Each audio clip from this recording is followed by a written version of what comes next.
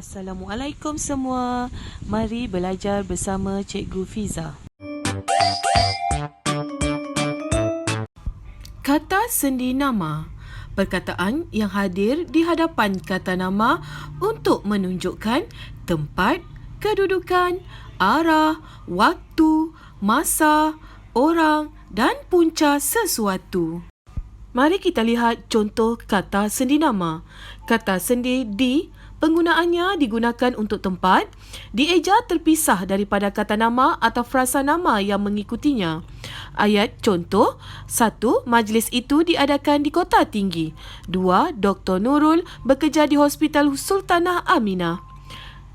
Kata sendi ke, penggunaannya digunakan untuk tempat, masa dan benda konkret tidak bernyawa.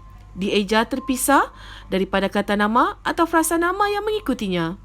Tidak boleh digunakan di hadapan kata nama atau frasa nama yang merujuk manusia atau binatang. Contoh ayat, pertama, mereka akan ke Batu Pahat esok.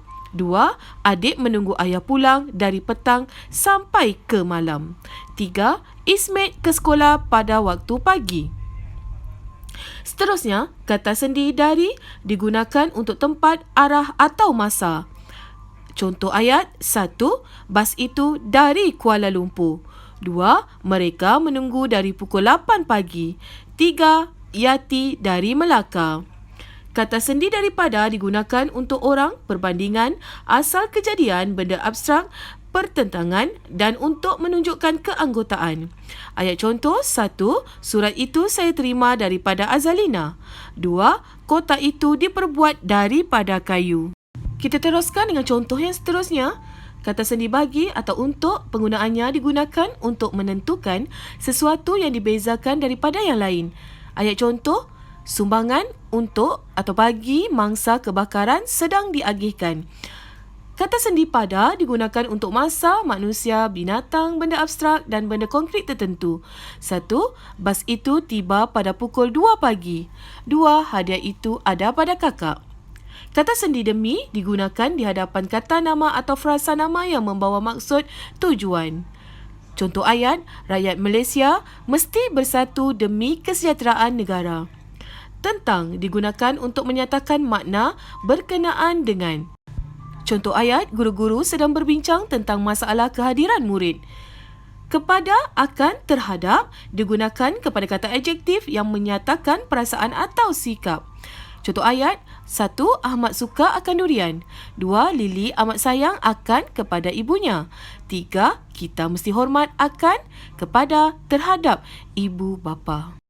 Mari kita baca buku teks bersama-sama dengan tajuk Pengeraman Mudah Alih. Hanif melihat ternakan ikan tilapia Pak Lomnya. Beliau menunjukkan cara mengeramkan telur ikan tilapia kepada Hanif. Cara ini dapat meningkatkan hasil. Kata sendi nama kepada menunjukkan sasarannya iaitu Hanif. Kita teruskan. Telur ikan betina akan dimasukkan ke dalam bekas pengeraman.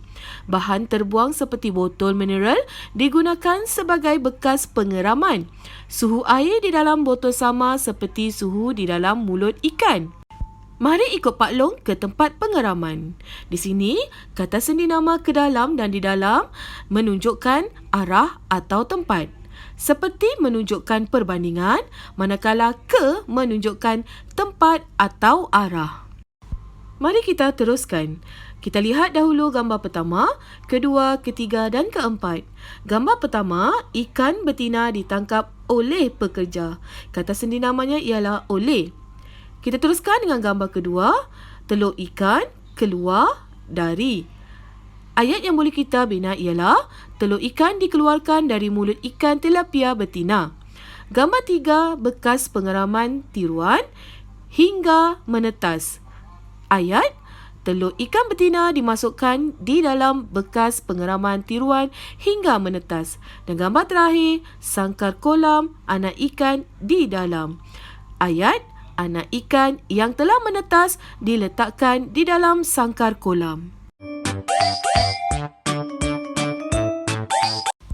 Mari kita teruskan dengan buku aktiviti. Lengkapkan ayat dengan kata sendi yang betul. Teknologi penghasilan serbuk telur ayam. Mari kita lihat satu persatu kata sendi yang diberikan. Hingga. Hingga membawa maksud kepada had masa dengan bersama-sama atau alat yang dipakai. Kata sendi di menunjukkan tempat, demi untuk tujuan atau sebab, kepada sasaran, sejak menunjukkan masa atau waktu. Mari kita baca beserta jawapan yang telah saya sediakan. Encik Azhar, Pak Cik Imran seorang peternak ayam penelur. Beliau telah menghasilkan serbuk telur ayam sejak 2 tahun yang lalu. Telur ayam yang dikutip di ladang akan dibasuh dengan mesin. Selepas itu, telur ayam akan melalui proses pengasingan kuning telur dan putih telur. Telur ayam akan dinyah bakteria demi kualitinya yang baik. Seterusnya, telur ayam akan melalui proses pengeringan. Ketinggian suhunya 150 darjah Celsius hingga 200 darjah Celsius. Akhir sekali, proses pembungkusan dilakukan sebelum diedarkan kepada pelanggan. Encik Azhar akan menghasilkan serbuk telur ayam mengikut tempahan pelanggan untuk menjamin kualiti pengeluaran.